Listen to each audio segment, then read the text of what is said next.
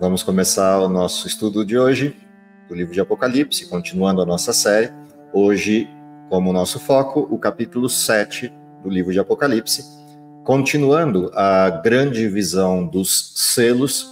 No capítulo 6 estudamos 6 dos 7 selos, descritos a partir do capítulo 5, com a referência de Deus sentado no trono, segurando um livro selado com 7 selos, a abertura desses selos um a um no capítulo 6 até o 6º selo. O capítulo 7, em particular, ele breca essa história, pausa essa história que estávamos estudando, nos dando agora uma perspectiva mais pontual a respeito de elementos do 6º selo.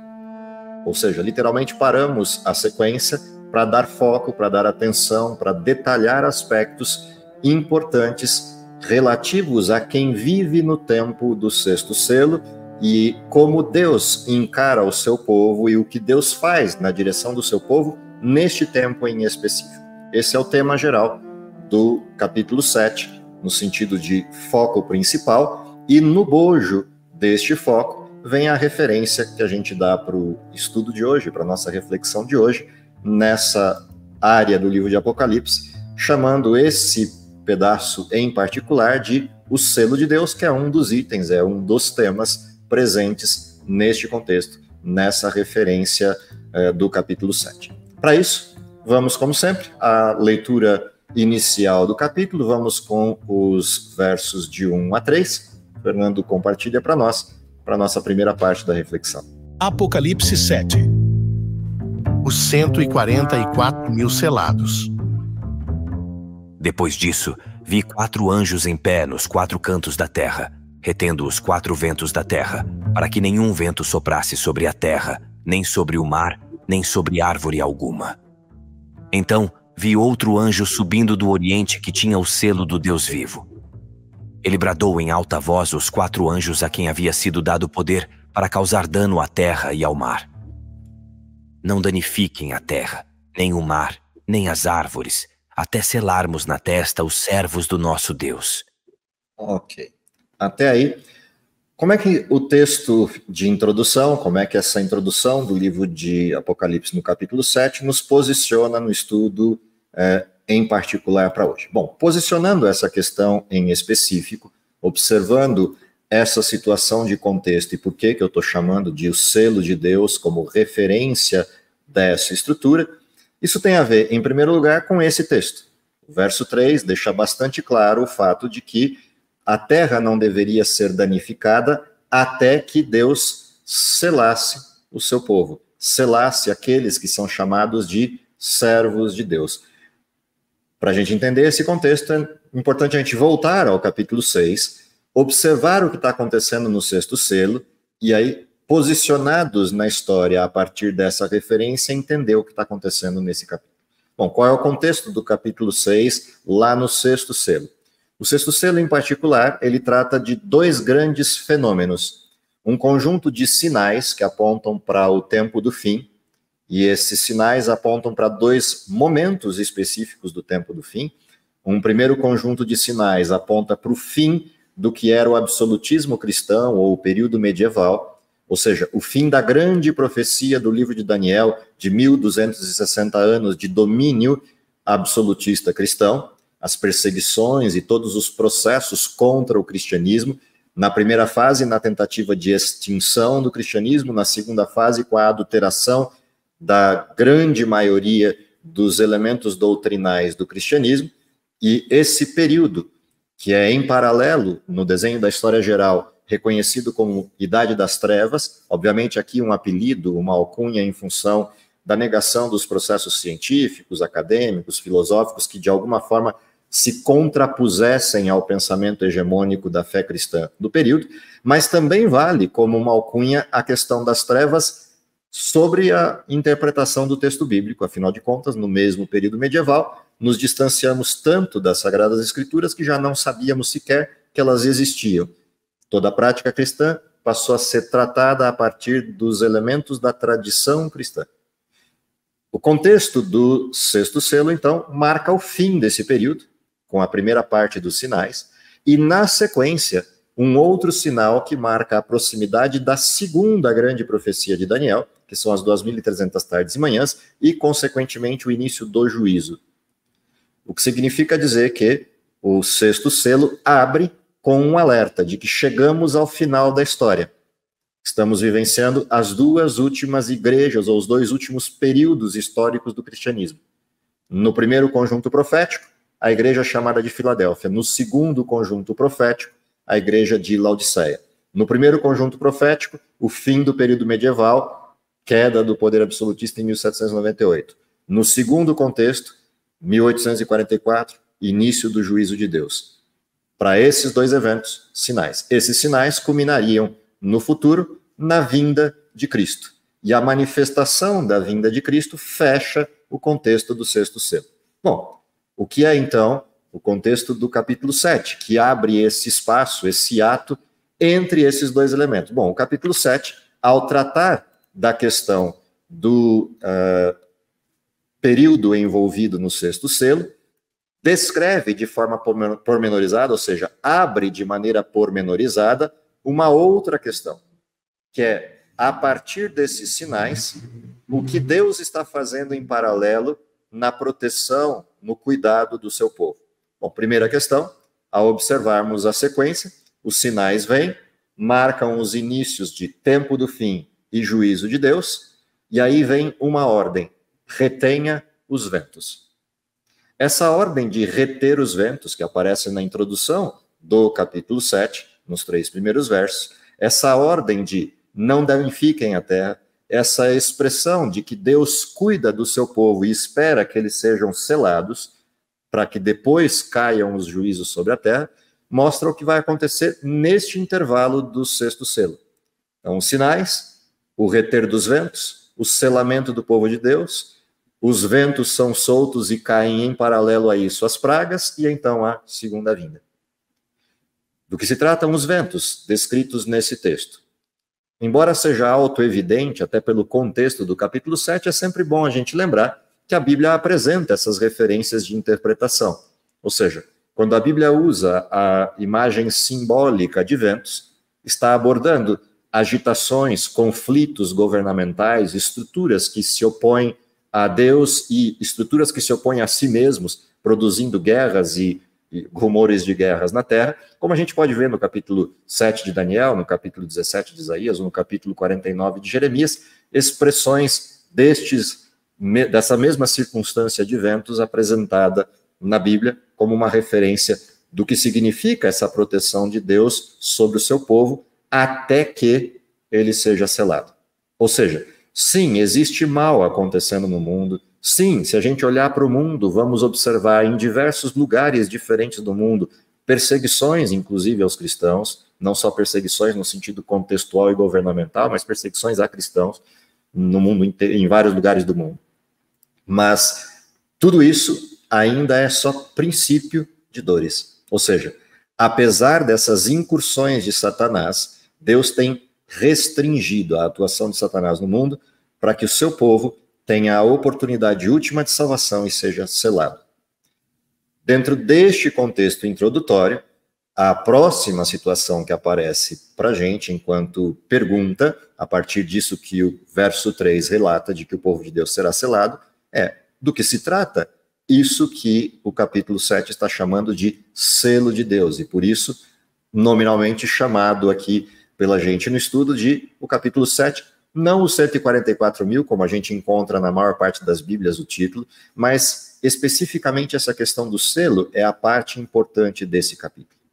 O que é o selo de Deus e como a gente pode descobri-lo a partir da referência bíblica? Bom, primeiro a gente precisa lembrar que quando se fala em selo, quando abordamos a questão de selo, estamos falando de sinais ou de referências que de alguma forma nos posicionam diante de um contexto de alguém que estabelece os selos. Os selos tanto são firma, ou seja, são carimbos ou assinaturas em cima de uma estrutura documental, como também podem significar uma assinatura sobre uma referência de legalidade ou propriedade. E, portanto, observar como a Bíblia trata essa questão de selos e sinais é importante para entendermos o contexto do capítulo 7, uma vez que o povo de Deus é que seria selado. E diferente do contexto lá do capítulo 6, em que um livro está selado e, portanto, fechado, aqui o selo não é fechamento, o selo é distinção, separação, marcação de propriedade. É o meu povo. Portanto, o que na Bíblia indica essa propriedade de Deus sobre aqueles que lhe servem? Quando a gente olha essa expressão sinais ao longo da Bíblia, a gente percebe em várias referências textuais uso, exemplos, casuística desses sinais. Por exemplo, lá em Gênesis capítulo 17, no verso 11, a gente vai encontrar, enquanto referência textual, a expressão da circuncisão como um sinal da aliança entre Deus e o seu povo. Se a gente olhar o texto de Romanos, capítulo 4, verso 11, a gente encontra essa mesma referência presente lá, e recebeu o sinal da circuncisão, selo da justiça da fé, quando estava na incircuncisão, para que fosse pai de todos os que creem, estando eles também na incircuncisão, a fim de que também a justiça lhes seja imputada. E esse texto é muito importante, porque ele não só fala do sinal entre Deus e o seu povo, na eleição de Abraão e na circuncisão como marca deste povo eleito por Deus, o capítulo 4 de Romanos chama este sinal de o selo de Deus sobre o seu povo. O problema é que o povo de Deus, Israel em específico, como nação, rejeitou a missão. E aí o que a Bíblia apresenta é que Deus amplia esse processo e surge uma nova fase desse processo, onde o modelo se inverte. E agora o povo de Deus tem que ir ao mundo e não receber o mundo em Jerusalém, mas ir ao mundo para levar o evangelho. Qual é a marca deste povo de Deus? Se a gente continua observando a Bíblia, lá no texto de Êxodo, no capítulo 31, verso 16, a gente tem uma outra referência importante dessa questão dos selos. Por exemplo, o texto diz assim: guardarão, pois, o sábado os filhos de Israel, celebrando-o nas suas gerações por aliança perpétua. Entre mim e os filhos de Israel será um sinal para sempre, porque em 6 dias fez o Senhor os céus e a terra, e ao 7º descansou e restaurou-se. Essa expressão de sinal entre Deus e o seu povo, que aparece aqui dentro do contexto dos 10 mandamentos, ela é importante por várias razões. A primeira delas é que esse selo aparece como sendo perpétuo, diferente do selo da circuncisão, que apareceu como um selo circunstancial, tanto que com a rejeição do povo de Israel, a entrada dos gentios, inclusive nós, no contexto da salvação, não nos imputa a necessidade de circuncisão. Algo que era específico da nação hebreia como uma marca distintiva de um povo. Mas a salvação não era só para esse povo, era para o mundo inteiro.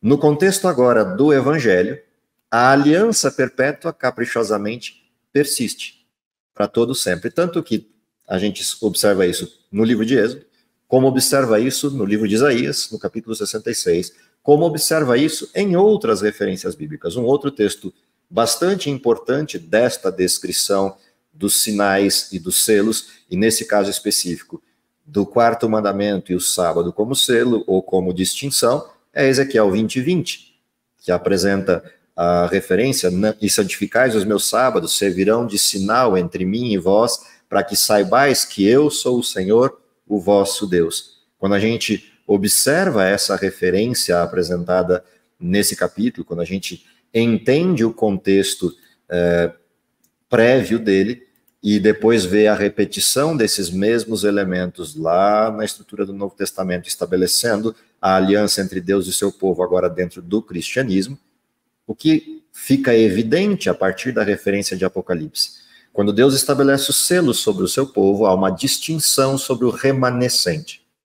No capítulo 14 de Apocalipse, ou no capítulo 12 de Apocalipse, ao descrever o remanescente neste contexto do selamento, o que a gente enxerga lá? A marca do povo de Deus se dá a partir da referência de Deus sobre eles. Guardam os mandamentos de Deus, porque os mandamentos surgem dentro do contexto da aliança perpétua. E o 4º mandamento é a marca dessa aliança perpétua. O que mais a gente encontra sobre essa questão do selo, e por que é interessante observar isso no capítulo 7? Quando a gente fala de selo, o que dá legitimidade a um selo sob o ponto de vista legal, ou a legitimidade da lei como uma marca registrada do seu povo, é o fato de que há uma identidade naquele que legisla e naquele que estabelece o selo, há uma função descricional de quem faz isso, delimitando sua autoridade enquanto legislador, o seu cargo enquanto legislador, e, por fim, há um território ou uma jurisdição onde isto se aplica. E a pergunta é, o sábado cumpre os requisitos destes elementos funcionais de você selar, dar visão de propriedade, dar visão legal sobre aquilo que é o seu povo? Quando a gente observa o mandamento do sábado tem exatamente esses elementos. Ele preserva, no quarto mandamento, a identidade de quem está legislando, preserva a função, o cargo ou a autoridade daquele que legisla, assim como o território e a jurisdição onde isso é implementado. Tanto nos textos de Ezequiel 20, quanto os outros que lemos, dão conta de que este que aparece no mandamento tem como identidade Deus, é ele quem estabelece. Tem como função, cargo ou autoridade o fato de que ele é criador, tanto que o mandamento guarda esta referência, ou seja, guardaremos os sábados ou deverão ser guardados os sábados como aliança perpétua ou como santificação, porque eu sou o Senhor vosso Deus, aquele quem criou todas as coisas. Se a gente olha o quarto mandamento, é exatamente essa referência que está lá. Criou Deus, pois, a terra, o céu e tudo que neles há em 6 dias, e no 7º dia descansou, santificou Deus o 7º dia e o abençoou. A referência é explícita da motivação daquele que legisla e da função daquele que legisla, ele é o Criador. Mas não só isso, ele também apresenta a delimitação do lugar, da jurisprudência, é a aliança perpétua com o seu povo e é a aliança perpétua na terra com o seu povo. Portanto, há uma circunscrição, há uma jurisdição para o cumprimento desse mandamento, para a apresentação e a referência do seu povo. Ou seja, porque é importante observar isso nesse contexto? Bom, é importante porque o sábado aparece com algumas referências que estão vinculadas ao remanescente. Como falei, no capítulo 12 e no capítulo 14 fica evidente quem é o povo de Deus. Uma das questões ligadas ao povo de Deus é que ele cumpre, obedece o que Deus lhe pede, obedece o que Deus lhe manda.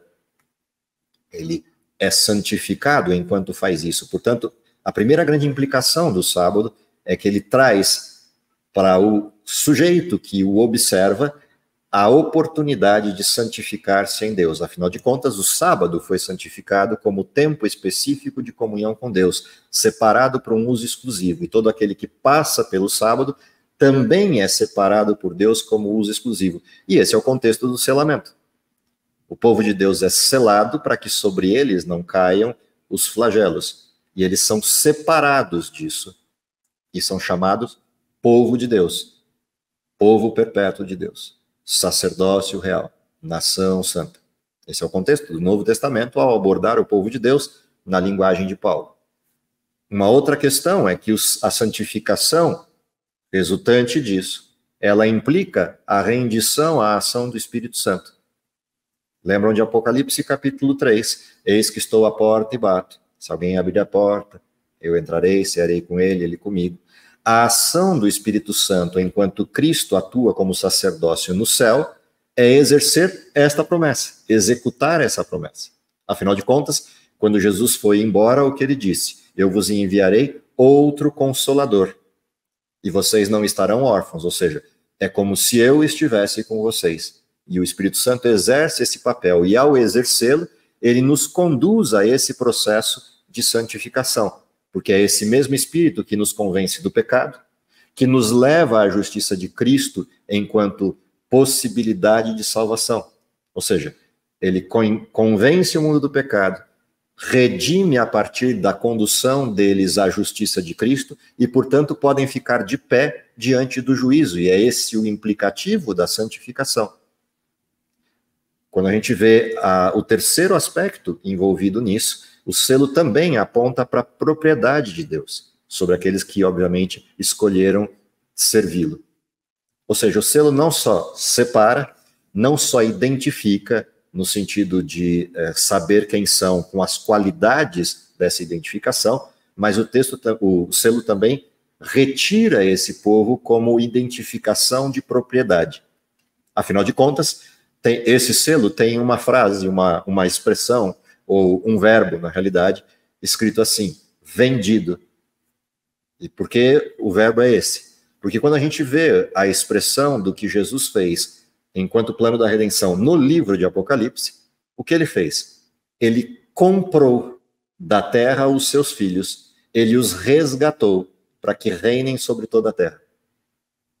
O que significa que na nossa testa é colocado um selo de qualificação, vendido.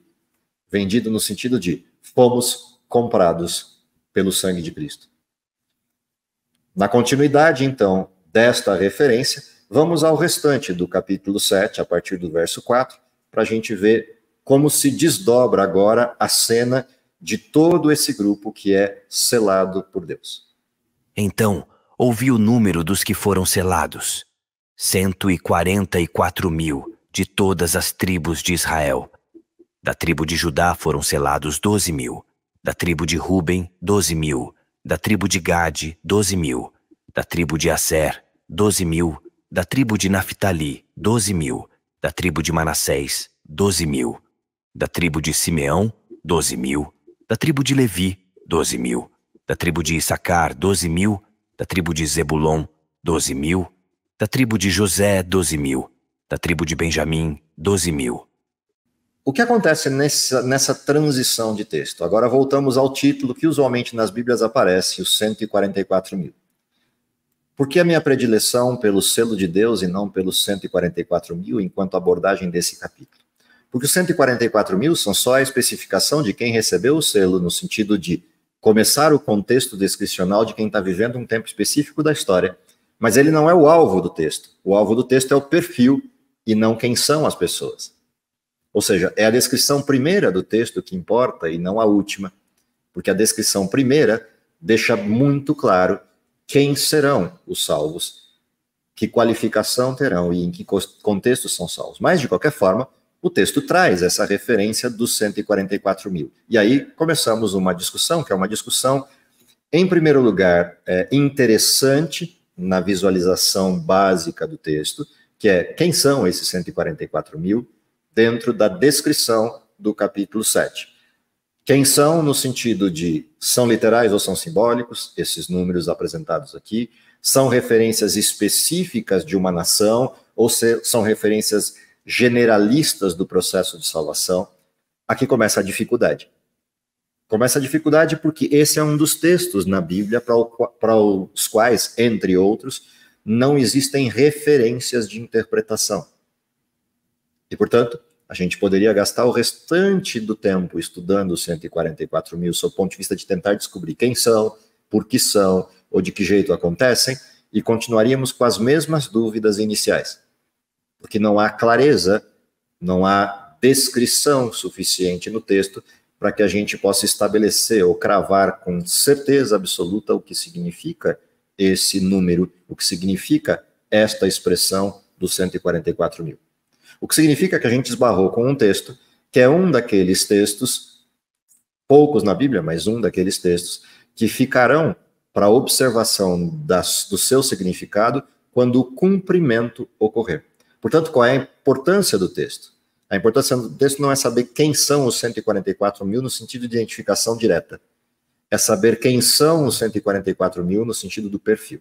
Mas há alguns detalhes importantes para se destacar do porquê a gente não consegue cravar uma interpretação perfeita deste número e nem deve ficar perdendo tempo com essa questão.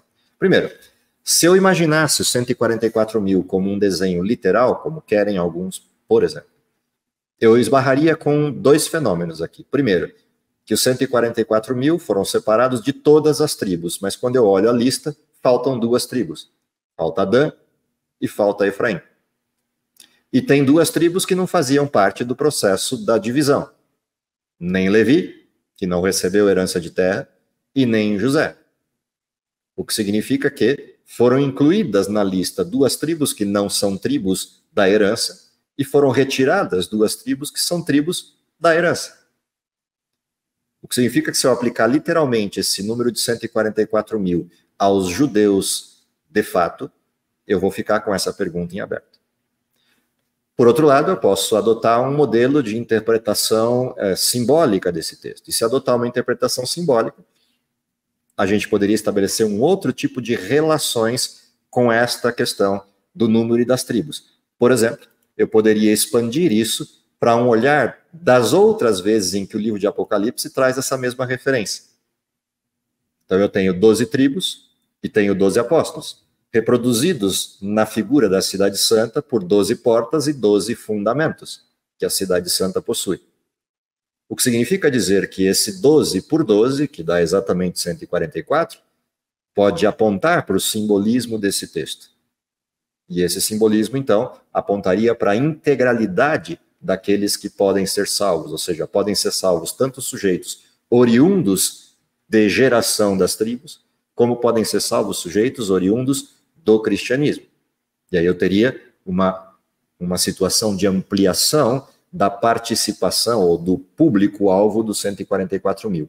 E a expressão 12 por 12, formando esse quadrado perfeito de 144, seria uma expressão simbólica desta abrangência, e não um número literal dos salvos deste bloco. De qualquer forma, a gente poderia, como eu falei, continuar a discussão desse processo indefinidamente e não conseguiríamos necessariamente ter um desfecho adequado para essa questão. Ou seja para um lado ou para o outro que a gente caminhe essa interpretação a partir do capítulo 7, ainda que eu tenha uma outra referência que amplie algum sentido para esses 144 mil no capítulo 14 de Apocalipse, não há elemento suficiente para a gente cravar uma interpretação. Mas há algumas coisas importantes na possibilidade de interpretação dos 144 mil versus o próximo bloco do texto, onde eu pedi para o Fernando dar uma pausa para a gente. Então vamos ler o restante do texto até o final do capítulo, depois a gente volta para essas duas comparações e algumas dificuldades também de interpretação e algumas possibilidades de interpretação da sequência desse texto. Depois disso, olhei, e eis que diante de mim havia uma grande multidão que ninguém podia contar, de todas as nações, tribos, povos e línguas, em pé diante do trono e do Cordeiro, com vestes brancas e folhas de palmeira nas mãos. Eles clamavam em alta voz: a salvação pertence ao nosso Deus, que está assentado no trono, e ao Cordeiro. Todos os anjos estavam em pé ao redor do trono, dos anciãos e das 4 criaturas viventes. Eles se prostraram com o rosto em terra diante do trono e adoraram a Deus, dizendo: Amém. O louvor e a glória, a sabedoria, a ação de graças, a honra, o poder e a força sejam ao nosso Deus pelos séculos dos séculos. Amém. Então, um dos anciãos me perguntou: quem são estes que estão vestidos de branco e de onde vieram? Eu respondi: o senhor sabe. Então ele disse: estes são os que vieram da grande tribulação, que lavaram as suas vestes e as alvejaram no sangue do Cordeiro. Portanto, eles estão diante do trono de Deus e servem a Ele dia e noite no seu templo. E aquele que está assentado no trono os abrigará com a sua presença. Nunca mais terão fome, nunca mais terão sede. O sol não os afligirá, nem nenhum calor abrasador, pois o Cordeiro que está no centro do trono os pastoreará. Ele os guiará às fontes de água viva, e Deus enxugará dos seus olhos toda lágrima. O que é interessante nessa segunda parte? Nessa segunda parte do texto abre-se o desenho de uma grande multidão. Essa grande multidão que aparece no texto como referência inicial, ela aponta na direção de que talvez a gente tenha 2 públicos aqui. O primeiro público descrito como 144 mil, o segundo público descrito como uma grande multidão. E os indícios para isso diz respeito ao foco. O primeiro grupo tem identificação direta naquela lista de tribos, o segundo grupo tem identificação de terem vindo de todas as nações, povos, línguas, etc. No primeiro grupo eu tenho um número que se pode contar, No segundo grupo, eu tenho um número que é incontável. Ou seja, existem razões para um apontamento de que talvez sejam públicos distintos. Por outro lado, existem algumas questões que podem transparecer a ideia de que seja o mesmo público. Por exemplo, a pergunta feita por um dos anciãos de quem são esses vestidos de branco. E a resposta que é dada em sequência são os que vieram da grande tribulação.